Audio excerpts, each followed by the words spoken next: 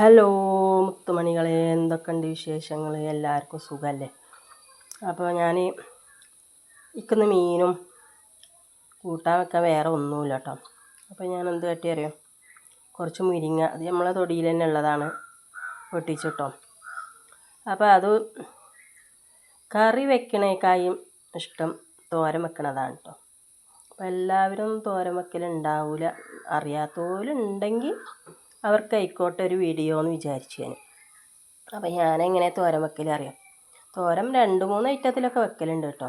അപ്പോൾ ഇന്ന് വെക്കണത് ഒരു പച്ചമുളകും 2 വലിയുള്ളിയും വെട്ടിയിട്ടോ, നമ്മൾ ഓംപ്ലേറ്റിന് വെട്ടും പോലെ വെട്ടി അതൊന്ന് നമുക്ക് ചെറുതായിട്ടൊന്ന് വാട്ടിയെടുക്കണം കേട്ടോ. അപ്പോൾ അതിന് ചട്ടിയിൽ എണ്ണ ഒഴിച്ച് നമ്മൾ അതൊക്കെ ഇട്ട് വാട്ടൽ തുടങ്ങിയിട്ടുണ്ട് കേട്ടോ. വാടി വരുന്നതോടുകൂടെ കുറച്ച് മഞ്ഞൾപ്പൊടി എന്തിനാണെന്ന് വെച്ചാൽ നമ്മൾ ഇലക്കറികൾ എന്തുണ്ടാക്കുകയാണെങ്കിലും നമ്മൾ ചെറുതായിട്ടൊന്ന് മഞ്ഞൾപ്പൊടി ഇട്ട് കൊടുക്കണം. എല്ലാ വിഷാംശം ഉണ്ടെങ്കിൽ അതിന് നല്ലതാണ്. അപ്പോൾ അതൊക്കെ വാടി വന്ന് ലേശം മഞ്ഞൾപ്പൊടി ഇട്ട് കൊടുത്ത് നമ്മളെ മുരിങ്ങ ഇട്ട് കൊടുത്തു കേട്ടോ. അപ്പോൾ മുരിങ്ങ ഇന്നലെ മഴ പെയ്തത് കാരണം ഞാൻ കഴുകിയിട്ടൊന്നുമില്ല.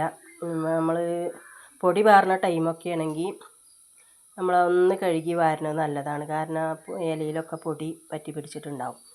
അപ്പോൾ അതൊന്ന് കഴുകി വാരി വെക്കലാണ് ഞാൻ അങ്ങനെയുള്ള ടൈമിൽ. ഇന്നലെ മഴ നല്ലോണം പെയ്ത ദിവസമായിരുന്നു, അപ്പോൾ ഇലമയൊന്നും ഒന്നുമില്ല, അതുകൊണ്ട് ഞാൻ ഇലയൊന്നും കഴുകിയിട്ടില്ല.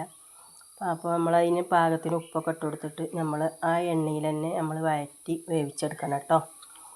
എന്നിട്ട് നമ്മൾ എന്താ വേണ്ടത് അറിയാം, അത് വെന്ത് കഴിഞ്ഞാൽ നമുക്ക് കുറച്ച് തേങ്ങ വേണം.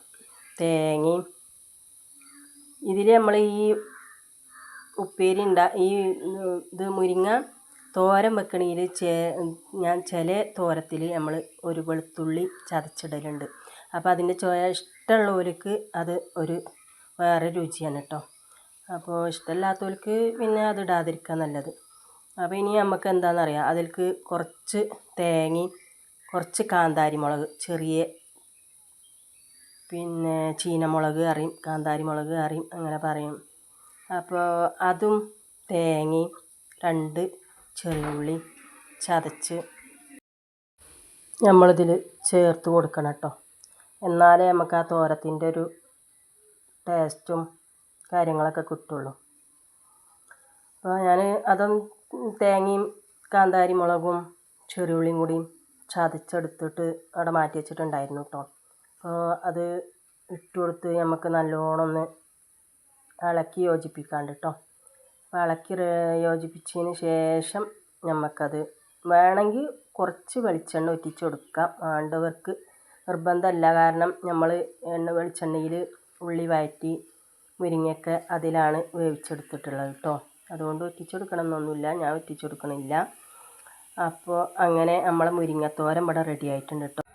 അപ്പോൾ വീഡിയോ ഇഷ്ടപ്പെട്ടാൽ ലൈക്ക് ചെയ്യുക, ഷെയർ ചെയ്യുക, സബ്സ്ക്രൈബ് ചെയ്യുക. വീഡിയോ ആദ്യമായിട്ട് കാണുന്നവരുണ്ടെങ്കിൽ പ്ലീസ് ഒന്ന് സപ്പോർട്ട് ചെയ്യണേ. ഇനി ഞാൻ അടുത്തൊരു വീഡിയോയുമായി വീണ്ടും വരാം ഇൻഷാ അല്ലാഹ്. Okay, by.